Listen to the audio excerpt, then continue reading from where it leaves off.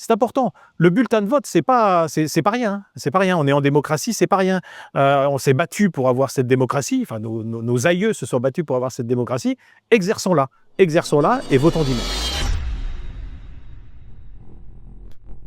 Vous arrivez en tête avec 30,5% dans une configuration très fragmentée.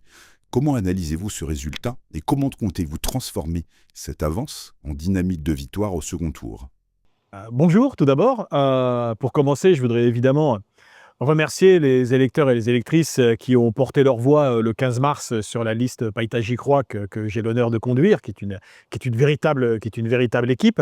Maintenant, pour en revenir directement à votre question et comment transformer l'essai, on arrive en tête à la mi-temps au soir du premier tour. Effectivement, maintenant, tout se décidera ce dimanche 22 mars. Transformer l'essai, ça veut dire quoi? Ça veut dire évidemment sortir en tête le 22 mars, aller au devant des électeurs et des électrices qui ne se seraient pas encore prononcés, de ceux qui ont porté leur voix sur des listes qui peuvent évidemment pas se maintenir au second tour, et puis plus généralement de s'adresser aussi aux nombreux abstentionnistes, puisqu'ils ont été un peu plus de 45% à ne pas se rendre dans les urnes dimanche dernier. Je le regrette, d'ailleurs, que ce soit des électeurs qui aient voté pour la liste Païta J'y crois ou pour d'autres listes. Je pense que ces élections municipales sont aussi une respiration démocratique et que chacun doit pouvoir se positionner et venir dire qui il souhaite installer à la mairie de Païta, souhaitant évidemment pour ma part que ce soit la liste et les colistiers de Païta J'y crois qui soient en tête le 22 mars au soir. Des discussions ont-elles eu lieu jusqu'à la dernière minute avec la liste de Patrick Grépot du Rassemblement de Virginie Rusnak ? Sur quel axe comptez-vous orienter votre campagne de second tour pour mobiliser les abstentionnistes ? Alors pour répondre aussi là directement à votre question, il n'y a pas eu de discussion formelle avec la liste conduite par M. Grépot, ce que je regrette puisqu'il a annoncé dès dimanche soir qu'il maintiendrait sa liste en l'état. C'est relativement regrettable puisque nous défendons globalement, nous sommes censés globalement défendre des idées qui sont similaires, notamment des positionnements politiques. Donc je regrette cette absence de discussion et puis cette absence d'entente. Moi, je suis très clair avec les électeurs. Depuis le départ, j'ai un engagement politique, même s'il s'agit d'élections municipales, pour lesquelles les principaux sujets de discussion ont été évidemment les questions qui touchent à la commune, les routes, le sport, l'école, j'en passe et des meilleurs, les associations. Bien entendu, c'est une élection municipale, mais elle se déroule sur un fond politique que personne ne peut ignorer. Et pour continuer dans la clarté, si j'étais sorti derrière la liste de Patrick Grépot, je me serais désisté, sans discussion, pour permettre à notre mouvement, pour permettre à notre orientation politique d'avoir une bonne chance de l'emporter.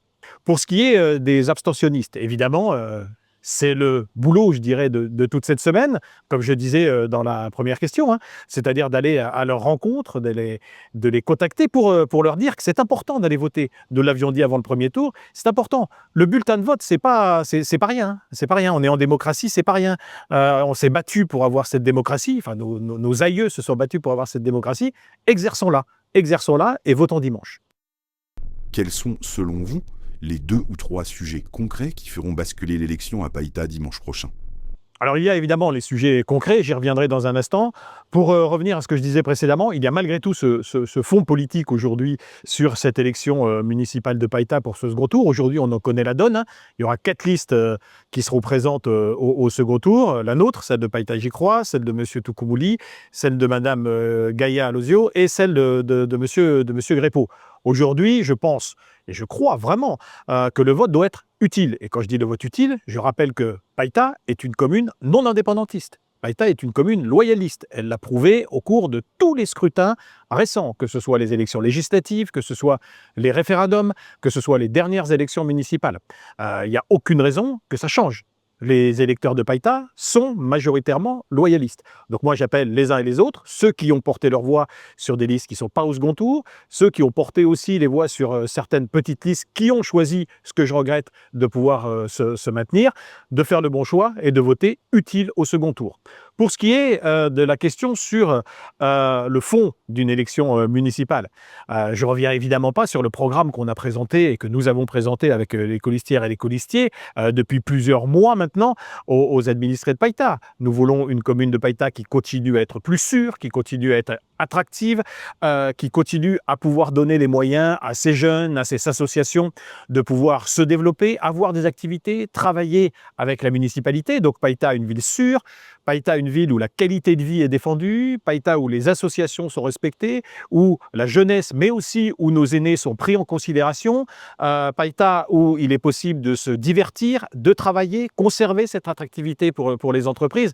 Voilà le fond de ce qu'est une vraie campagne municipale. Travailler sur les routes avec un plan pluriannuel, et j'ai beaucoup d'exemples. La route de Gadji qui doit être refaite, les routes qui vont être refaites cette année du côté de la Tamois, du côté de la route du littoral, grâce au financement de la province sud.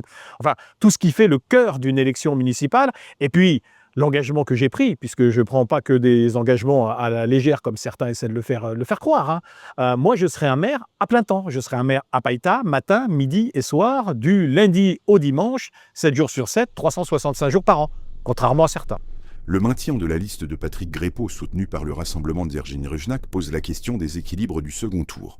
Dans une commune où le rapport de force est serré face aux indépendantistes, à l'image de certaines stratégies observées récemment en métropole, avec des désistements par responsabilité politique, comment interprétez-vous ce choix ?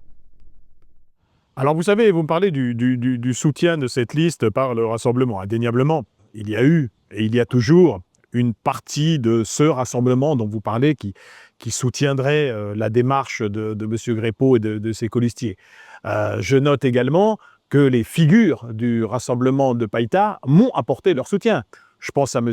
Gérard Yamamoto, qui a été pendant 10 ans élu de la commune de Païta, qui était président de la section du rassemblement ici de Païta, qui m'a apporté très clairement son soutien plein et entier, chez qui j'ai fait des réunions et qui continue à soutenir la démarche de Païta J'y crois, parce que lui aussi, il y croit. Je pense à M. Alenato Pagalois, qui a apporté son soutien très clair à notre démarche. Je pense à d'anciens du Rassemblement, Mme Marilyn D'Arcangelo, qui est aujourd'hui la maire de la commune de Païta, qui était, entre guillemets, une enfant du Rassemblement. Elle nous a apporté son soutien de façon extrêmement claire.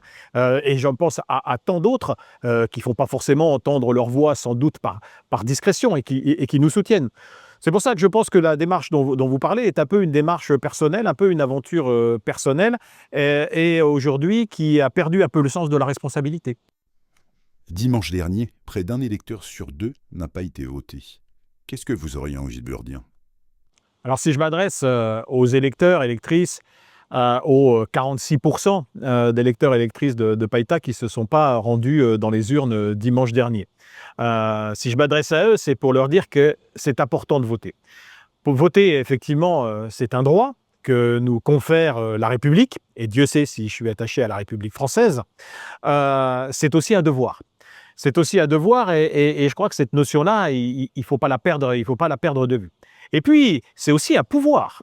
C'est aussi un pouvoir, c'est-à-dire que chaque électeur a dans sa main un bulletin qui décide de ce qui se passera demain. C'est vrai pour les élections municipales, ça sera sans doute vrai bientôt pour les élections provinciales, c'est vrai pour les élections législatives, présidentielles, et évidemment, ça a été vrai pour les référendums organisés en Nouvelle-Calédonie.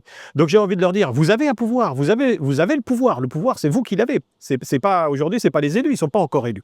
Donc exercez-le, exercez ce droit que vous confère notre belle République française, et allez vous exprimer, allez voter. Alors évidemment, je dirais, allez voter pour Païta J'y crois le 22 mars, c'est une évidence, parce que nous, ce qu'on vous apportera, c'est évidemment de la stabilité, mais aussi la garantie d'un maire à plein temps, ce que je disais tout à l'heure, et puis la garantie que les dossiers ils seront traités à Païta par des gens de Païta.